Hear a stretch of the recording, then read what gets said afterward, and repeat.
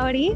My name is Savannah Sinowitz. I lead the Emerging Professionals Committee for AIA Oregon, and a lot of our committee couldn't be here tonight, but Omar is here. Yay, hi Omar. And if you're not familiar with what we're doing here today, this is a part of the Project Almost Architect program series.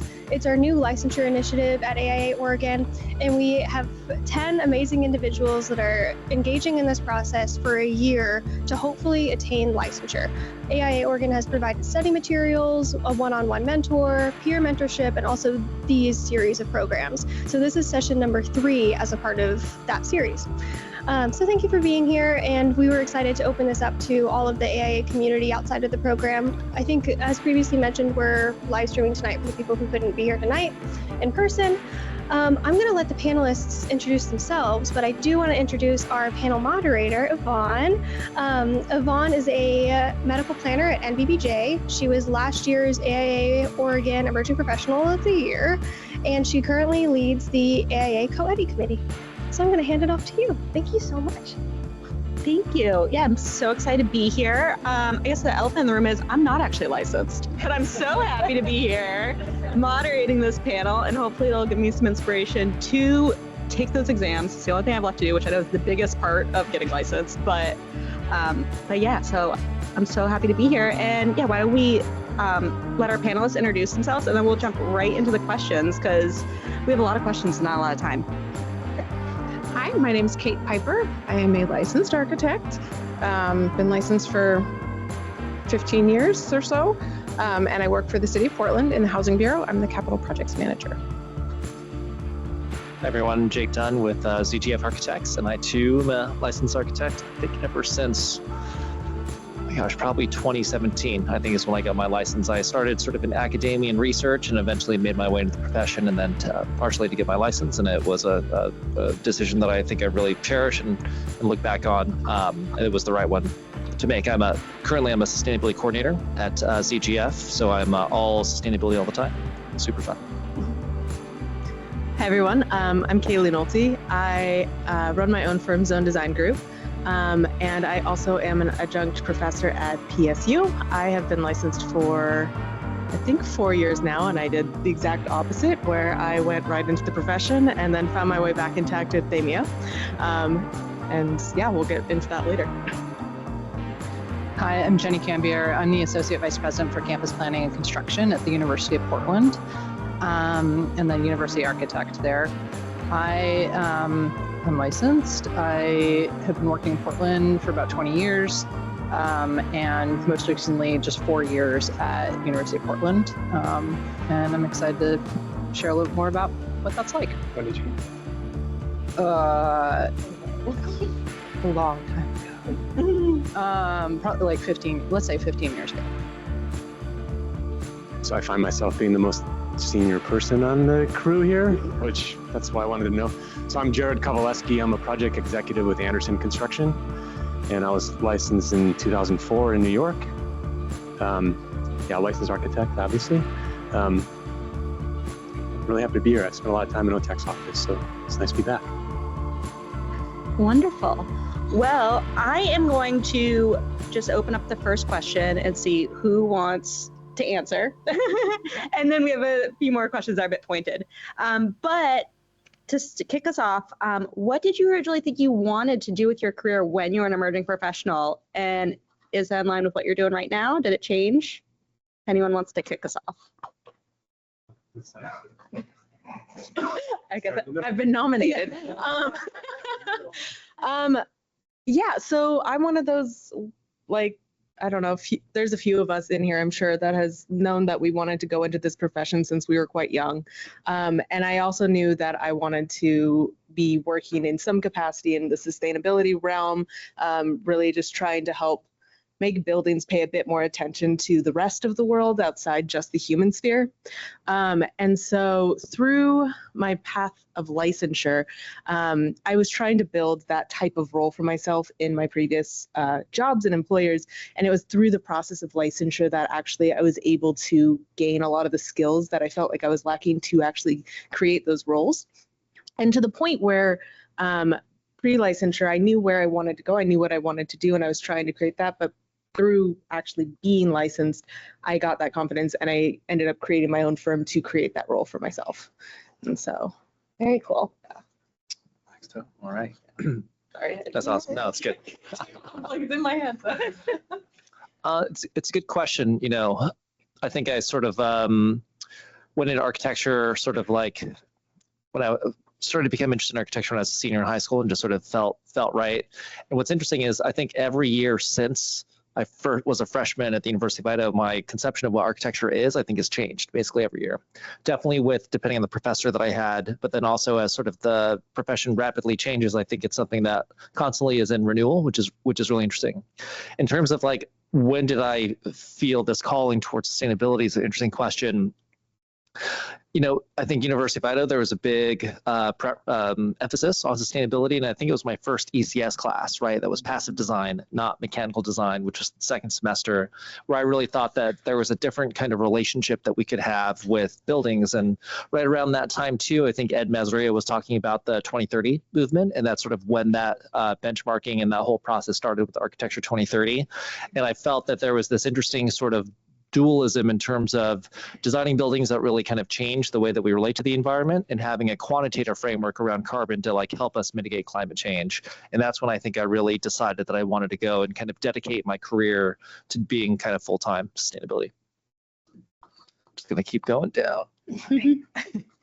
I am not that person that knew they wanted to be an architect since kindergarten. I wanted to be a rock star when I was in kindergarten, and didn't discover an interest in architecture till halfway through college. So I don't think I knew what I wanted to do when I grew up, and I'm still looking for that.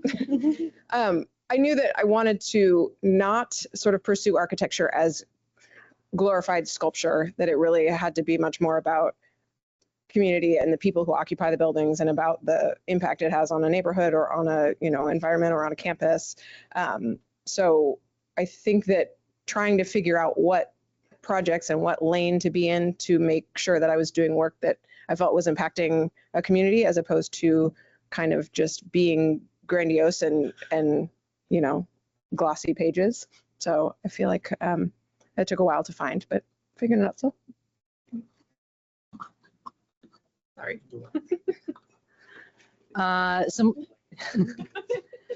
Similar to Kate, I went to undergrad and didn't really realize I wanted to be an architect because I was going to a classic liberal arts school where I just wanted to learn about everything. And the only challenge there was I graduated with a history degree and didn't really know what I wanted to do with that. And actually, like, fairly quickly decided to become an architect and go to architecture school. Went to U of O grad school right after that.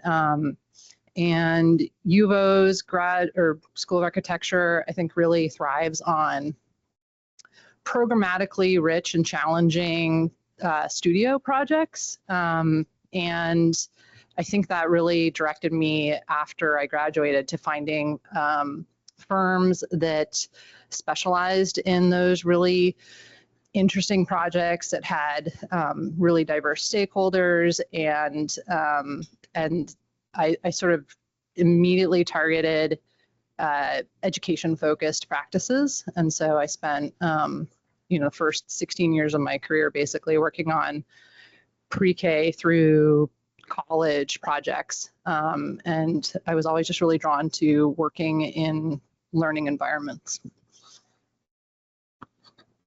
So I guess way back in high school, I wasn't sure what I wanted to do. I wanted to be a civil engineer. I was good at math, and my brother was a builder just starting out, so I worked for him growing up. And then I went to the University of Michigan and I did an undergrad degree in architecture. And I think probably a pivotal time, my brother, when I was a senior, my brother came by the studio, the builder, and I was working on this awesome framing model. And he's like, "Why are they making you do it in miniature? Don't they know you have already done it like out there?" And I just kind of laughed about that. But then looking back, so I went on, I worked in an architecture firm for a while, then went back to grad school, and Michigan offered a dual degree program with civil and environmental engineering, which was kind of like a construction management degree. So I had aspirations to do both. Like, yeah, you can do both. You can get your license and kind of like ride the line, but you can't. It's like you get in the real work world, and it's like you get defined in a position. And so went to work for a design build firm in Chicago and was able to get my license through working as a project engineer on the construction side, but with a a licensed architect on the architecture side. And that just kind of, I saw, I don't know, there was, I think what the allure to architecture was the problem solving, but then I realized you can solve problems on the construction side real time and make real, affect real change. So that's what drew me to the side I'm on now. Wonderful, thank you. So moving on to our next question. Some of these I may throw directly at some of you because I did do some digging into your backgrounds last night. So, yes, you will see I viewed all of your LinkedIn profiles. So Kaylee, I am curious, when you decided to go leave a firm and go out on your own, what led to that decision? How did you make that decision? I assume getting licensed had something to do with that decision, but could you just fill us in a little bit on that? Sure. Right. I forgot about this part. You didn't want to No, I'm kidding. So I actually also started my career working in education, K through 12. And through that process, there was like a niche that I really wanted to fill, and the firm just didn't quite have that role available with what they had in their projects. So as I was working on my license, they kind of said like, oh, we'll be able to kind of build that role for you once you get licensed. And so I followed through with that, and I did, and it was truly really worthwhile. I know it's like, it sounds very cliche, but if there are things that you're not as strong in, or you don't get as much experience in through your actual career, it really fills in a lot of the gaps for you. And so that happened, and I didn't feel like there was very good follow through. And through, again, just, I knew now I had the knowledge, I had the licensure, I had the actual like clout essentially to be able to do exactly what I wanted to do. And that led me to creating my own firm. And through that also gave me the flexibility that I was really interested in to actually develop tools for the profession. And part of that journey led me into also working in academia. Mm-hmm. And so by having my license, I was able to now have my own business, pursue my own types of projects, and devote a lot of my time to improving parts of the profession that I felt really needed attention, as well as start to explore that deeper within academia and pass on the knowledge of what you actually need to know to get licensed, or what architecture is actually like for students. So, synopsis. Wonderful, thank you. And I'm curious, Kate, you also left the traditional practice firm to go work for the city of Portland, if I'm correct. So what led to your decision to do that, to leave kind of the firm and go work for the city? I'm sure that I'm not the only one that felt a specific crunch of a pandemic that felt like it made the world turn upside down. But I was also experiencing a very classic sandwich generation. I had 3 little kids and ailing parents and a global pandemic, and I just thought, I'm going to implode if I don't make a change. And I found myself doing a Revit model on a laptop in my lap in a hospital room with my ailing mother, and thought, something's got to give. This isn't going to work. And so I actually looked at a lot of different ways to take my knowledge and my experience and my history in architectural design and what I could do. I did. I was really interested in building science, and so I thought I could do, envelope consulting. And then I looked and I thought, well, yeah, but I think that would, I don't know, I kind of might get stuck there and wouldn't be quite enough of the sort of community engagement part of design that I like. Then I looked at, I got my CSI, my spec writer's license, because I thought, well, if I really want to affect sustainability, the way to do it is really be involved in the spec writing and really have the knowledge of the technical side of things. And then again, that was just like, I'm going to lose out on a lot of the stuff that I really love about being an architect. And then it was literally just this job at the city popped up, and I thought, well, that'll do. And it has opened a lot of doors for me to engage with on a lot of different levels with a lot of different folks. I'm actually working with a ton of old colleagues who are working on city-sponsored projects. So, I mean, I feel like it has sort of scratched the itch of being able to be involved in community engaged projects while also staying involved in design and decision making at that level. Wonderful, thank you. Let's go on to our next question. This one I'm going to open up to the whole group, but what pivotal moment or decision post licensure led you down your current career path? Some folks started to kind of touch on that, but was there anything that changed once you were licensed that then impacted your career, maybe gave you that clout that you needed, as Kaylee was saying, once you're able to actually call yourself an architect? Yes, I'll kick this one off. It's interesting. I think licensure for me was really important.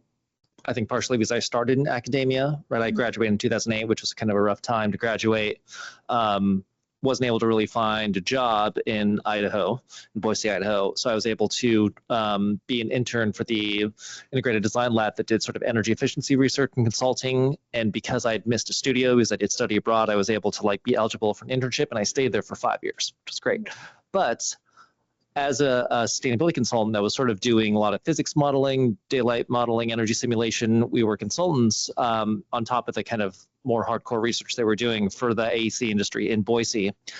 And I always was sort of frustrated and why are they taking these suggestions, or we're laying out these plans, but realized that without being on the design side, I didn't really understand the levers of control or influence that one could have, when designing a facade or a rain screen, or when those decisions were made. So I realized that I really needed to get back into the profession to be able to better be a consultant around sustainability. And the licensure pathway was really attractive because it was a very rigorous way, especially with the internship hours, right? The testing, it is what it is, but the internship does allow you to advocate for yourself in ways that make sure you get the well-rounded education right after school on your way to becoming, an architect. So I would say that I learned so much, those years that I was actually working in that capacity that made me a better sort of internal sustainability consultant that I am today. Wonderful, thank you. Yeah. Jenny has something to add.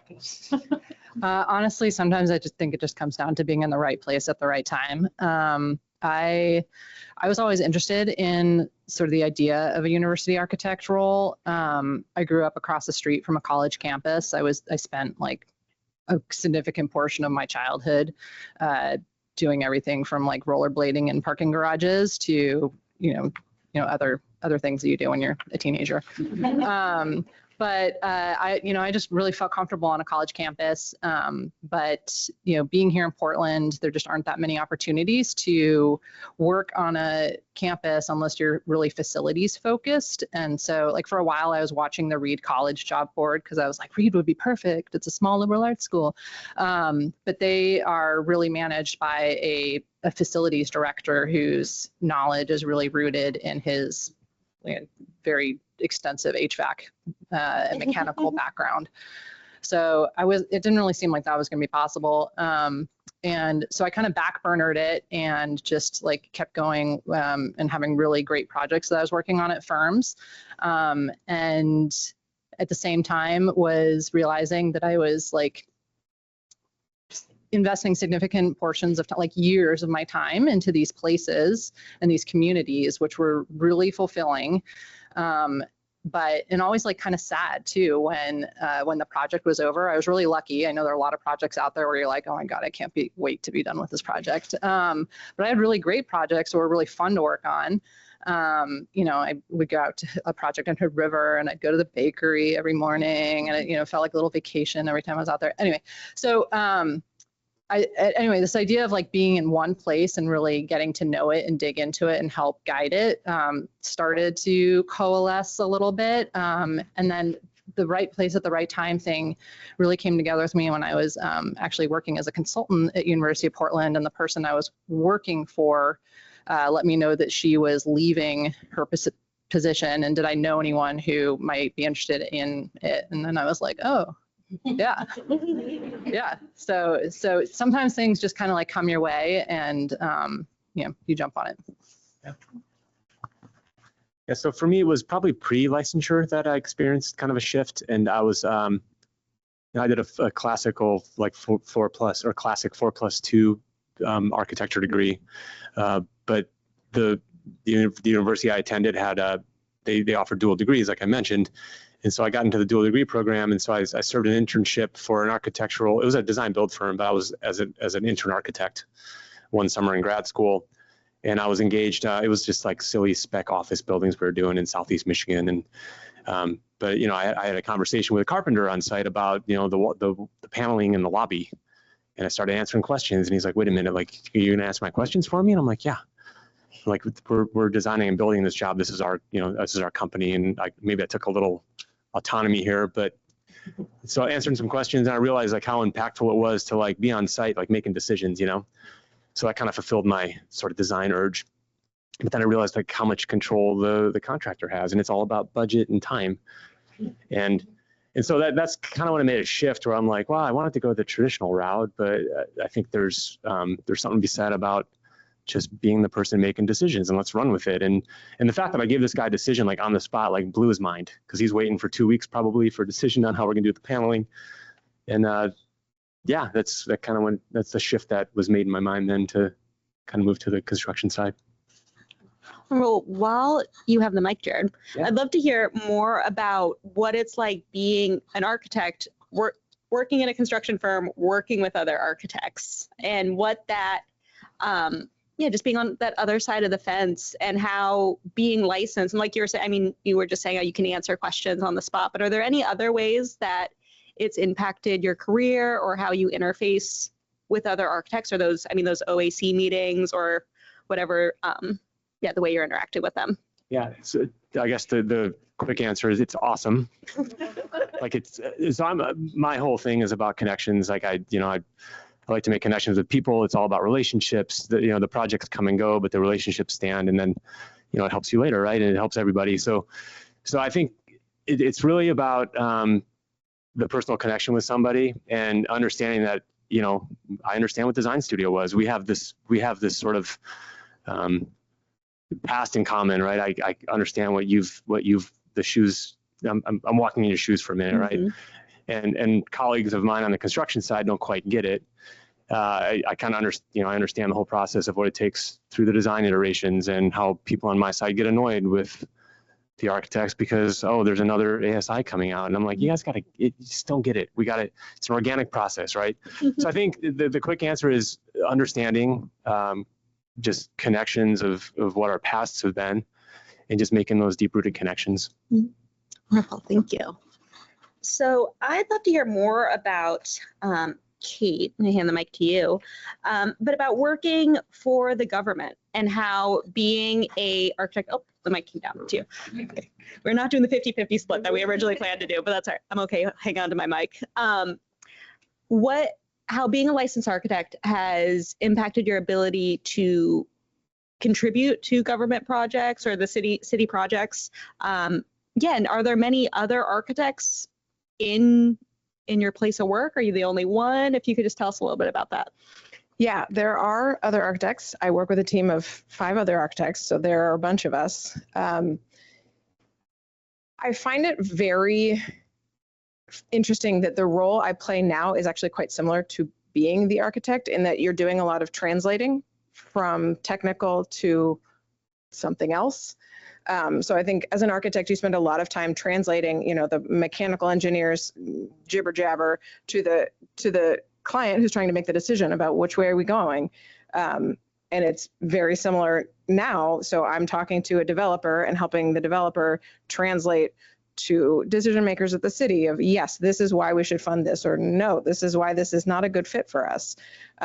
So understanding how buildings are built, how city code works, how zoning works, how construction works, how a project on a steep slope with no layout space is not going to be as affordable as a project with an empty lot next door, and it's a perfectly flat site. I mean, that kind of knowledge, that kind of just it's in your bones. You've been doing it for so long, is so valuable to making decisions that end in successful projects, and don't show up 10 years later with, whoa, why didn't somebody stop us way back when and say, this is not the best way to spend money. So we as the team of architects in the Housing Bureau kind of help decision makers make informed decisions that involve, knowledge of construction, planning, design, all of it. So while I'm not making the design decisions, I am able to translate to the folks who are going to make the funding decisions or the policy decisions. So that knowledge is with me every day. Well, it sounds like for the good of the profession and our culture and well-being, it'd be better to have more architects on the owner side to do that translating and to be on our team. So thank you. I'm curious, Jake, actually, you mentioned graduating in 2008, which I definitely can appreciate. I started architecture school in 2008, so graduated right when things were really, really bad. But having to kind of carve your own path and now being a subject matter expert, how did you go about carving that path for yourself? It's a great question. I think someone said earlier, right place, right time, right? I think that was just, I think I was very fortunate, right, to have landed the position that I'm in. It's interesting because especially back, in 2008 and beyond, the kind of roles currently like sustainability coordinator didn't really exist a lot, right? There were firms doing sustainability and we were all sort of just trying to figure out like what were more defined pathways. And it's interesting because it's tough, right? And I think there are very few firms out there that actually have dedicated full-time sustainability folks, right? We have 3 of them in the Portland office, just from size. And but that's rare, right? To have somebody that's full-time. Usually it's split, and being split's hard because our project responsibilities always overwhelm us at different times. But I feel very fortunate to have come to Portland when I had, and to have had the background that I did, and then to be basically handed the Portland Airport project, right? I think it was in 2016 when I came, and they were entering SD, and they were like, hey, we need a full-time sustainability person. And I was like, what? Full-time on a single project? I'm usually supporting like 5 to 10 projects, which is difficult. So I was like, oh, this is fantastic. And I was so new to the office, right? Like we had 2 other folks that were full-time sustainability, but they had their own projects they were supporting. They're like, we can't offload our projects. Like, Jake, you're new. You go ahead and you'll be the airport guy. Like no one wanted to touch it at that point because it was so new and different. And I was just like, I'm new here, I'll do whatever you want. It really turned out to be, the best luck that's ever happened to me because, we had the right client who had very aspirational sustainability goals. We had one of the most significant sort of civic projects that had been done, in the past decade. And we ended up going mass timber, and they really wanted to be sustainable. And we didn't really know what that meant, right? We thought it meant certification. We thought it meant all the kind of, things that we typically think about when we think about wood construction, but they wanted to push further.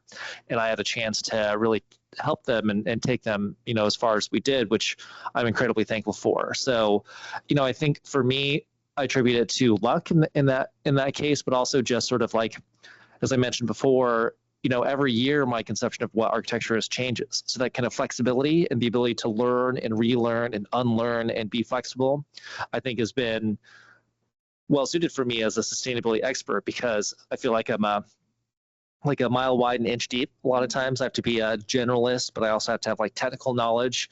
I kind of feel like I'm a T-shaped person, right? To where I have to have this broad base, but then be able to take some subject, deep in it, whether it's facade modeling or computational design, which is my sort of second love, or whether now it's like sort of sustainable mass timbers is my first. So yeah, I guess to summarize, I think I was very lucky to be in the position I was, but also I was like open and receptive to it, which I thought was critical in a career pathway that didn't have a defined groove in that respect. Now, one more question on that. I'm curious, how did you go about becoming, I guess, a subject matter expert in sustainability before? Were you one before you got hired in your first position? Because I know you did. You did that down in New Orleans, right? I saw. Or were you working in that firm and you carved out that role for yourself? Yeah, fantastic question. So graduated with a 5-year master's. It was the last of its kind for the University of Idaho. And then I went directly into working for the Integrated Design Lab, where we were like an energy efficiency research think tank. So that's where I learned, simulation and sort of performance-based design. When I went to New Orleans, I was hired into a sustainability coordinator role. They were one of the few firms. It was like a 70-person firm. They had just won Firm of the Year, and they had a director of building performance and sustainability. I was like, excuse me, that's even a position, right? It's like, I don't know about the Deep South, but this person was incredible. And I thought that they would be a fantastic mentor. So that was, I think, another great thing is I found a mentor early on when I made that shift to really help guide me. But so when I got hired there and stayed there for 3 years, it was in a sustainability, it was called Sustainability Champion. So I was meant to be like a sustainability coach to design teams and help transfer knowledge into the design teams to be able to do that kind of analytics work. So I think from that moment on into the profession, I was full-time sustainability right from the start. Mm-hmm. And so when we made the jump to come back to the West, you know, we had to kind of look around and say, if I'm looking for a similar type of position, is that going to be in Idaho or Seattle or Portland or LA or San Francisco, basically, is sort of what we're looking at to be close to family. But I think that I was lucky enough to have sort of gone into that mode from the very beginning. And when I was in school, I did a year-long internship at Arup under their Foresight and Innovation and Incubation Division. Always a mouthful to say. And they basically did like future sustainability research. So from the very beginning, my first internship was for a firm that was wholly dedicated to sustainability. So at that very first job, I worked on sustainability stuff for the entirety of my job from the very beginning. So I think it was a pretty unique role. We see a lot of folks come in now that have to be more hybrid than I had to, which I actually think is a good thing, right? Because even though I got my license back in whenever, like I still don't really know how to put together a drawing set, right? Like Revit model, I don't even think, couldn't even really do it. So these folks that are coming in now that want to be in sustainability roles, they are more designers that are interested in sustainability, and they have this sort of higher ceiling when it comes to understanding architectural systems and caring about the environment, and then being able to run an energy or daylight model or some type of analysis, I feel like is a whole new model that the next generation has a chance to really take a swing at. Awesome, Yep. thank you. I am curious, why don't we just keep passing the mic one down? Kaylee, so I know you also teach at PSU, is that correct?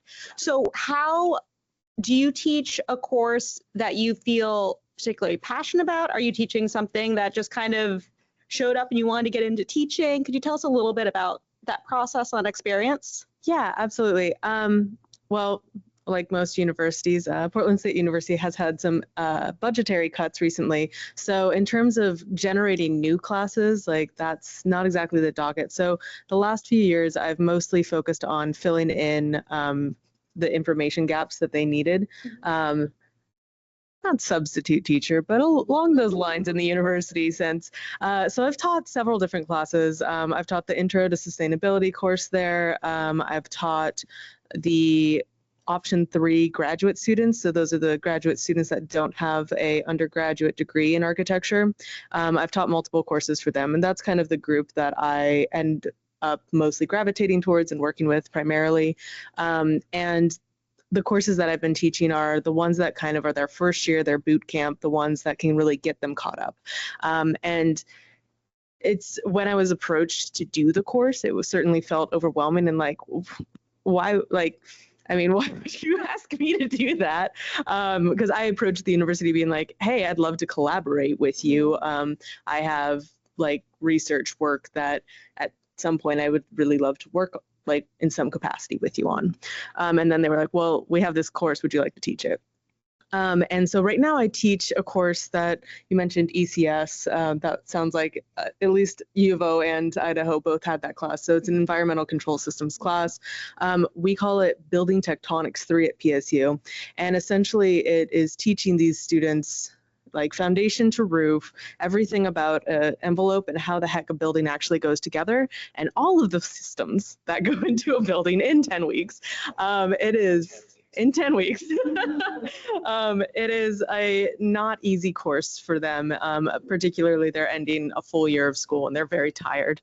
And so through that course, I was like, okay, well, this is, I mean, I know everything in here at least. I have enough experience through licensure and through practice that I've interfaced with all these things. And it really allowed me to start to cater to like bringing that information to a higher standard. So it's not just that, like adding my own flair essentially, where it's not just like, yes, this is a foundation, this is a framed wall, this is a mechanical system. It's more like, these are the systems that you'll see. And then these are the ones that are coming online. And like, these are ways that we can think about it, and actually trying to walk them through and collaborate with their studio and like integrate a lot of those aspects to it. So I've really enjoyed that aspect of teaching, even though it's not a course that, if you asked me 5 years ago, would you ever see yourself teaching this course? It would be 0% chance, like maybe a design studio, but not like one of the most technical courses we had to deal with in school. But I've really found joy doing that. And it's even with my firm, one of my biggest goals is always just like to keep learning and always expanding in those ways. And even just having those gentle refreshers of like, oh, right, this is when you're at level 0, like this is what you need to learn, helps you really like develop those foundations and has helped me develop a lot of content to actually talk with my clients. Because that is my goal, is to make architecture more accessible to everyone, not just people that have millions of dollars because they're institutions or et cetera. And so being able to have those conversations at the university and with the owners has been really wonderful. So That's great. I know similar position as a graduate educator, it was a huge confidence boost to realize I actually did know a bit about building construction. Yeah. I did not think I was equipped to teach that, but when teaching students who don't know anything, it's actually a pretty good confidence boost. yeah, and going through the test, you'll actually have that confidence boost again, because you'll be like, oh, right, I already know this stuff. I've done this before. And so, take your tests. Ooh, all right. So let's look more into, growth, reflection, and looking forward. So these have been really great questions. Thank you. This is, of course, going by really fast. We want to leave time for some general Q&A. But opening it up, or actually, I'm going to ask Jenny, because you're holding the mic. And you can pass if you don't want to answer. But was there anything, whether it was a person or an organization, that played a role in helping you post-licensure or helping you through that career path, whether it was something like the AIA or another group? Because I know a lot of people, say once you get licensed, it's kind of like, now what? And so did you have support or anything that helped in particular? I mean, I still seek out support in the position that I'm in. So I feel like I'm always learning and growing. And so just finding people who are in similar positions or can provide some perspective is really important. So I try to collaborate with PCC and Metro and Multnomah County and all these different organizations who I know as owners are probably facing a lot of the similar challenges that I am. So I think being proactive and just trying to find people who can commiserate with you, and also help you with stuff too is really important. After I got licensed, I mean, I think probably the most valuable thing was just being at a firm where I felt like I was continually getting new opportunities. And if you feel like you're not getting opportunities, you're not growing, it's okay to leave and go find them elsewhere. In my case, I was really lucky. I always had another project, another person who just made things really enriching for me. And I don't know what it's like in firms right now, but being in person and having real conversations with people and having serendipitous sort of connections or conversations was also incredibly valuable to me. I can't tell you the amount of learning and development I had just from listening to phone conversations in an open office environment and listening to my project manager chew out someone during an OAC meeting, and then hang up the telephone on really good terms with everyone. Like it was a successful call, and understanding the elements that made it a successful meeting. And I mean, just sort of eavesdropping, I guess, for lack of a better term, but just sort of immersing yourself with the right people and the right kind of learning environment has always been really important for my continuing development. I'm curious, if anyone else has any, especially groups that you've been involved with or things other than AIA. I know there's like CREW, I know a lot of the healthcare specific ones, but if there's anything. Okay, I guess I'll go. I'm holding the mic. So I've been fortunate enough to have been a part of a few organizations. I was, what was my position? I was the Oregon, I'm embarrassed, I don't remember the position name. I was on the Architecture for Health Committee as our Oregon not whatever the non-licensed guy is. That was me. But I was licensed. I was kind of the anomaly. Like I was the non-architect person. The associate member. Thank you. Thank you for that. I'm also on the Architecture Foundation of Oregon board, and those, like I said before, I'm all about relationships. So it's more about enriching my own, selfishly, my own position with the knowledge of those around me. And so just the conversations and the you know, like I said, I walked a mile in your shoes. We've had studio sort of experiences, those sort of things kind of get me a farther away, I think, with just kind of digging a little bit deeper with someone, like making a personal connection. So for me, it's been those two organizations that kind of help propel my career. And then, you know, selfishly, to keep my license like I do, I need continuing education credits. So I tend to seek things out maybe more than someone else in my position on the construction side. And that just keeps me more engaged on the design side, kind of wanting a little bit more and just kind of sort of scratching that itch, I suppose. Also, my wife's a licensed architect, so we kind of go through that stuff together. We went through licensure together, and if you have a partner going through it with you, that's the way to go, because you need someone to, when you don't feel like studying, she pushes you, and vice versa. So that's my recommendation: find someone close to you and go through it together. Like you said, misery loves company, so just do it. Right? My partner's like too. See, we should have started there. I have a quick thought on that. I made a mistake. I took all of my exams while at one firm and then left and got my, you know, the whatever, when you like sign your name in blood and the whatever, my first week at a new job, and it was the most anticlimactic thing ever. So I didn't have anybody to celebrate with. I had all new colleagues that didn't know me. So I would highly recommend, like, go through the process all with one, you know, squad of people or with one group of colleagues.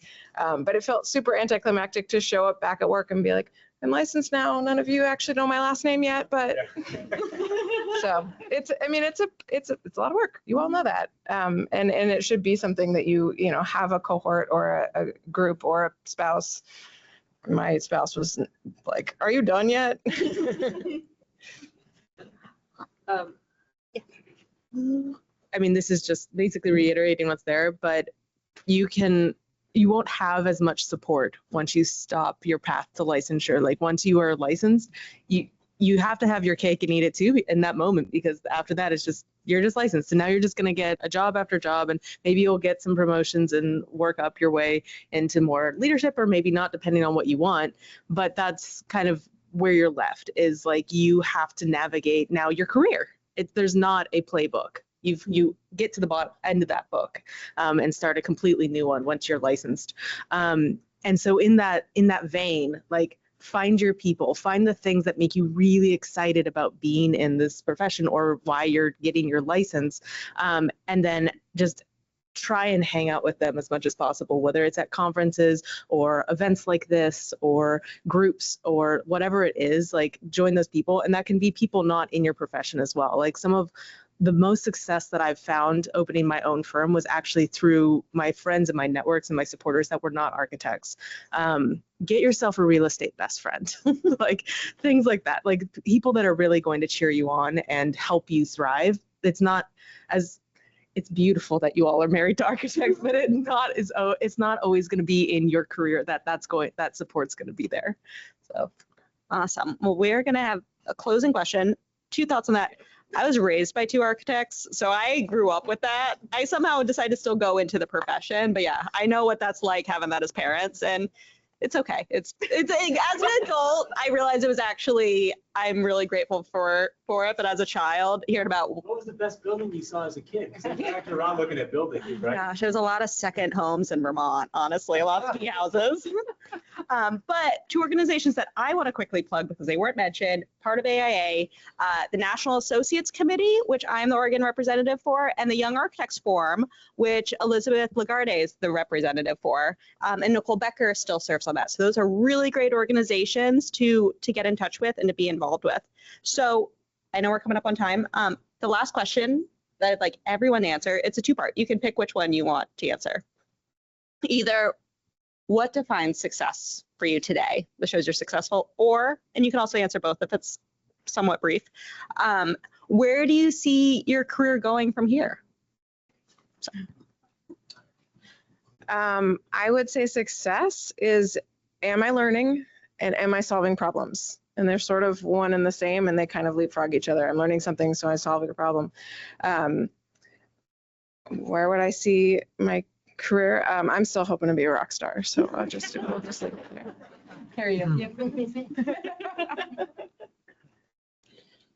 It's interesting because still as sort of a sustainability consultant, internal resource, my main goal is to like not be needed.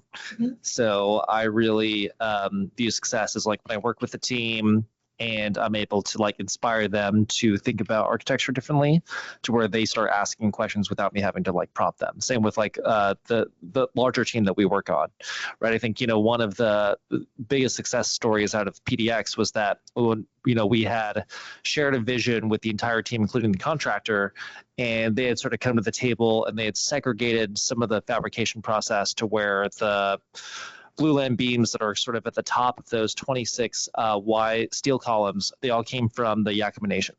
And we didn't tell them to do that, right? Like we knew that we had the sort of segregation goals. We wanted to be able to tell the local story in certain ways that were compelling, but like we didn't have that vision into the fabrication process to be able to line that up, but they did it without us having to push them. And that's an example of like one of the biggest wins. And like whether it's the contractor or whether it's the PM that I'm working with or the sustainability champion that I'm working with on the project, my hope is that when I'm not there, that they're still asking the kind of questions around sustainability that, push the firm forward. So I always hope that I make myself obsolete. I have to kind of learn what the next thing is. So that's sort of the second question, which is where do I see my career going from here?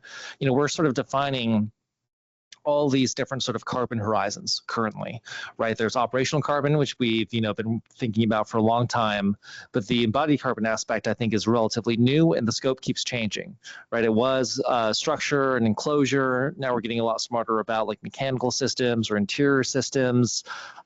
There's a lot happening in the world around embodied carbon, and it's something that like as sustainability, resources, I think is our number one goal is to continue down this path of kind of decarbonization and sort of helping our team think about that moving forward. Thank you. Yep. Okay. So first question was success. So one of the reasons I also, besides larger goals, that I created my own firm was because I was getting very, very burnt out in the profession. And so I have kind of 3 goals now that help define my success. And one of those is, am I making impact? And obviously that's subjective, but I feel like if I'm making a difference, that's one thing. The second thing would be kind of Marie Kondo, like is what I'm working on at least spark joy? And if I'm doing things that are just draining my resources and systems, like that's just not successful to me. So really doing analysis of like, how do I cater that? How do you do that? How do you not have burnout in this profession that is known for burnout?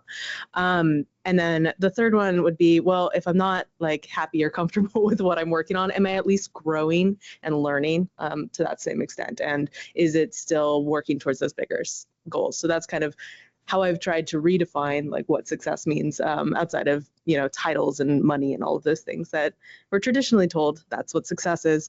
I'm not going to get too far into what my future looks like per se, but just to summarize, I'm trying to build a whole new world that is focused on bioregional and endemic design and make that a part of everyday knowledge and speak and thought process to, again, hopefully one day not be needed in that. Very cool. I have nothing new to share in terms of what they've already talked about for success. I mean, totally agree. One of my favorite things about being an architect is that you get to know a little about a lot of things. And so if I'm continuing learning, growing, helping transform something, that's really fulfilling to me.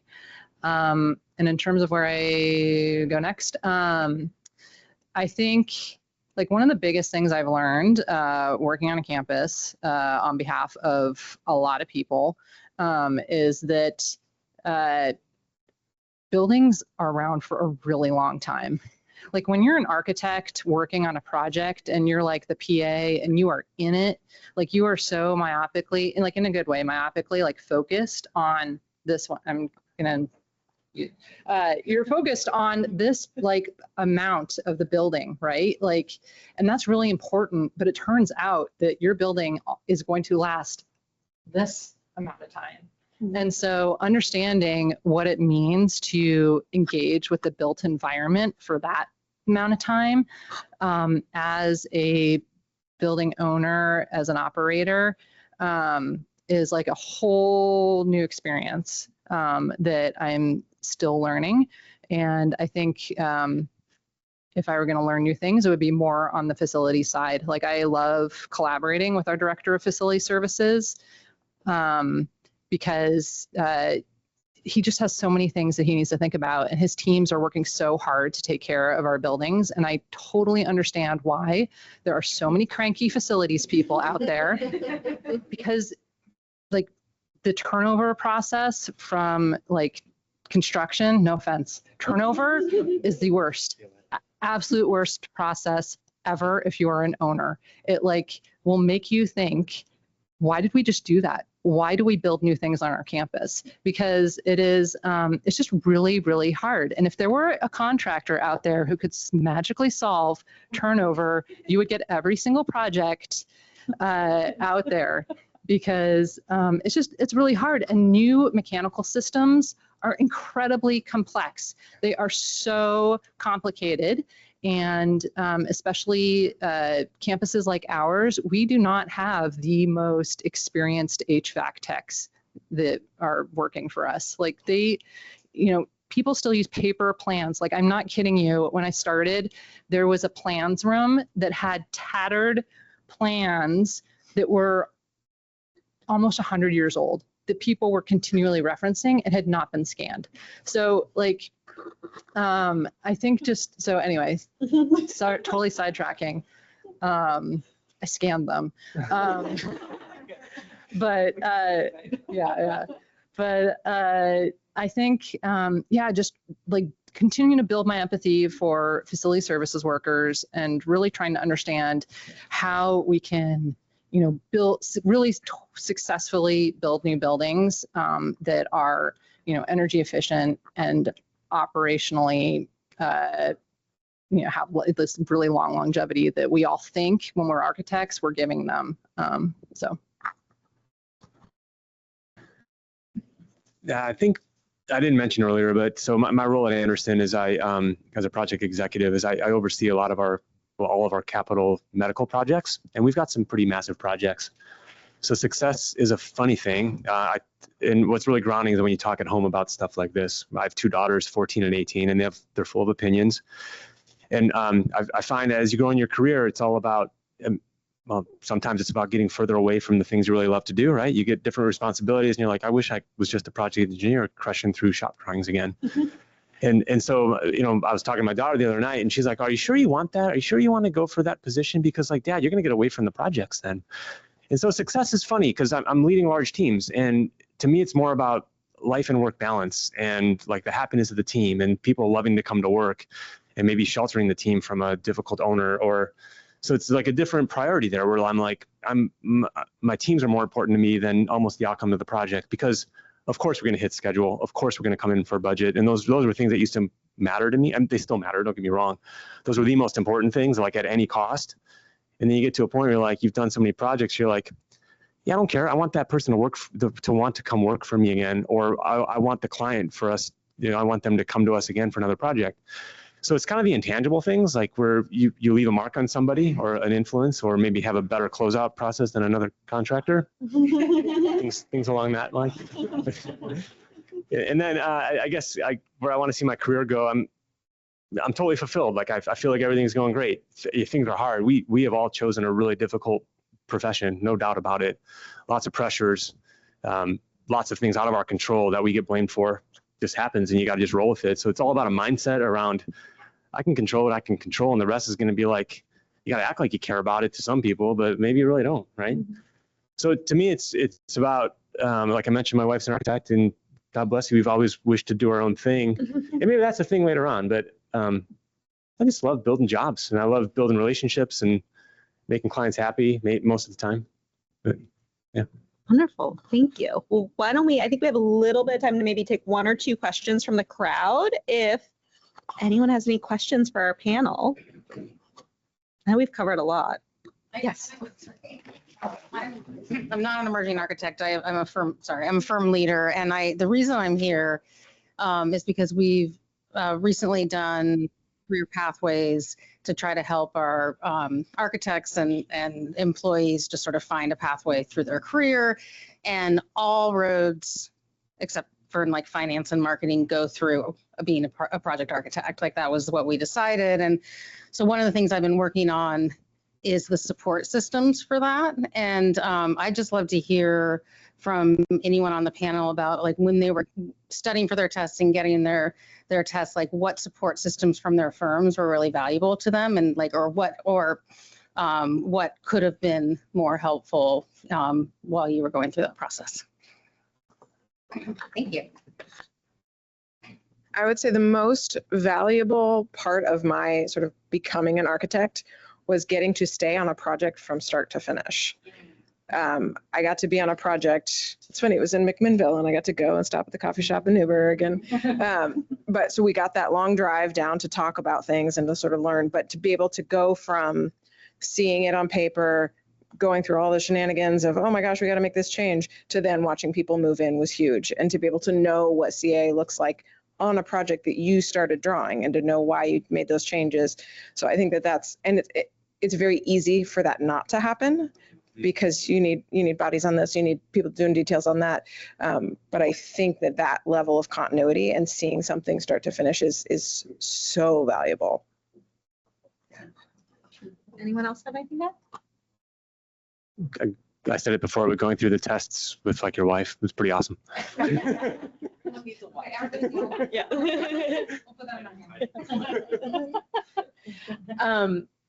I would completely agree.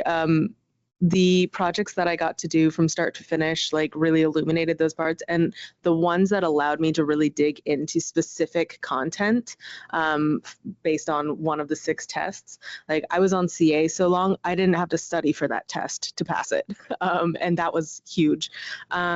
Whereas, you know, that's one that people regularly do struggle with. Whereas I didn't have as much experience on other ones. So actually looking at what the individual tests are requiring and making sure that it's not just like going from start to finish on project, but like that they're really drilling in and getting ownership over those specific types of tasks, so that they really have to comprehend it and be part of that decision making would be really helpful, particularly with the business ownership portion of the tests. Like we don't get that in school. Like no one teaches us that. We have to learn that if we get the chance in the profession. So that one's a huge one if you can give actual time into that. I think to the extent your budget allows it, having the ability to have someone like shadow someone, especially during CA, is really valuable. I mean, so many projects do not support budget-wise having 2 people on CA, and the ability to have someone there watching, someone much, like usually significantly more experienced, just manage everything from the financial side to sitting in on OACs with the owner, understanding all the complexities and challenges and how someone might handle them or not handle them, would be really like probably the most impactful training I could think of. So. I have a quick just poll question for you all. I think I might already know the answer, but who all in this group got to take the ARIES one test at a time on a computer? Everyone did. So you didn't have to. I'm not that old. Okay. Well, You never did the first, mind. like sitting in a room drawing. As opposed to like on a hockey rink with all the other architecture. It No. was like 2 years after that. Okay, I was gonna say I knew it New was. York, they're like everyone showed up at the Jacob Javits Center with all their stuff and their drawing boards. It was like a 2-day thing. And Oh yeah, it's TD Bank on the ice. They put plywood down over the ice. That's what I always heard from my professors and parents. Yeah. But okay, any other questions? Yes. Thank you. Hi, Jenny. Hello. I'm fascinated by university planning and campuses in general, and I went to undergrad at one of the biggest campuses in the United States, Texas A&M University. I think our campus was like 6 miles. It literally goes on forever. So for a campus of that size, I can understand how there's never not building. They were building 5 buildings at any given moment. But for a university system that's smaller to mid-size, like the University of Portland, what's that process like for having new work? Is it just regularly tenant improvement for buildings? Are you planning buildings 20 years out? Like, how does it work? It is all over the place. So yeah, we're small. We typically only have like one major capital project going on at a time. But our last major capital project, which was like $40 million in construction, ended a year and a half ago. And I have not started, like I've done some pre-design work on something, but so it is, I end up doing a lot of different things besides just like leading projects or issuing RFPs or things like that. I mean, I am like the on-call architect on campus. And so I do everything from, I'll meet with deans and the provost to do space planning. I will help someone rearrange their office. I just did a small dorm renovation where I didn't have to hire an architect because I just did like basically all the drawings. I didn't have to go in for a permit, so that's how legally I could get away with that because I didn't have to stamp anything. Public money. I know, right? Yeah, and you know, like I got to pick out all the finishes and do all the, like it was my own little project. So I do little efforts like that. I try to do sort of like bigger visioning efforts. Like University of Portland for a long time has been really focused on its residentiality and having students live on campus, but more and more we have students who are local to the Portland area who do not want to live on campus because that's expensive and they want to live at home. And so all of a sudden we have all these commuter students and no one has been asking the question, how do we support commuter students on our campus? And so that's something that I've been digging into and trying to, you know, not only on the sort of operational side with staff providing programs for them, but like making sure we have spaces for them, drilling down to things like, why don't we put a microwave over here? Because this is a place where students are taking breaks and those commuter students who aren't on a meal plan could really use a microwave. So I flex my thinking all the time from like macro level to, or sorry, micro level to macro level. And I really like that because it's fun and but it's my days are like all over the place too.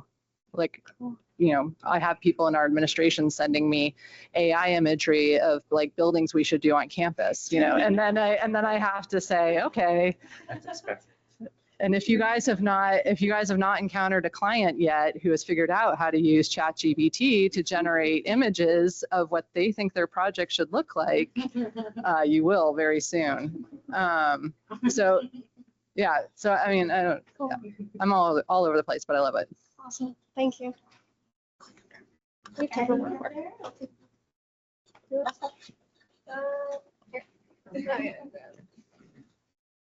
you. Since everybody has such varied careers, this is kind of a general question, but I think you'll answer it a bit differently.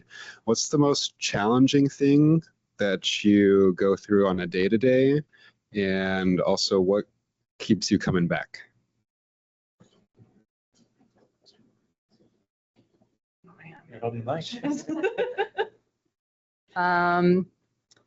I think probably just that zooming in, zooming out is probably the most challenging thing. And then also, you know, not being in a design environment all the time can also be challenging. Like having to explain to people like why a planning effort might be important or why we might want to have like a master plan for residence halls before we decide to sink, you know, $2 million into the renovation of one, because who knows, maybe like in 5 years we might actually tear that down. So I think having to like continually advocate for design and architecture in general can also be kind of challenging in my position, but luckily everyone's really nice too. So Quick and then pass it to you guys. I mentioned people a few times. We have pretty large teams. We're endeavoring on a project that the Anderson team alone will be up in upwards of 75 people. So with that comes a lot of drama. So the most challenging thing is people, and people on the greater team. So there's a lot of co-location sort of things happening on my jobs where you're in there with the design team and the trade partners and the owner, and there's a lot of day-to-day drama that you got to just navigate. And it sounds dumb, but it's the love of the game. Like I don't know what else I'd be doing. You know, I should have been like a surgeon or something, but I wasn't smart enough. So it's just love of the game. And like every day I'm the most optimistic person. Every day is gonna be better than the one before. So it's just finding a solution and making it happen. oh yeah, and budgets. Budgets are So I've worked in a 4-person firm, an 80-person firm, and then now completely on my own. And so the biggest challenge I have right now is time. I would love to be able to clone myself. I do miss the resources that you get in larger firms. Take advantage of those, like having coworkers, having people thinking about other things so that you have brain width to think about what you want to think about or what you need to think about is a blessing that you don't truly appreciate till you have to think about it all the time. And so I think that that's probably the largest challenge in any sole proprietorship is just you have to be the marketer, you have to be the accountant, you have to be the person talking to the clients as well as the person doing the drafting and making sure you're checking code and doing all of the things. And so finding those workflows and making sure I'm not getting really into the weeds because it's fun to like dig into design and be like, oh, look at this exciting thing I'm making. And they're like, and I just burned 4 hours. Yes. Okay. And sleep, yeah, and eating and all of those important things. Exercise, that's a big one we forget about.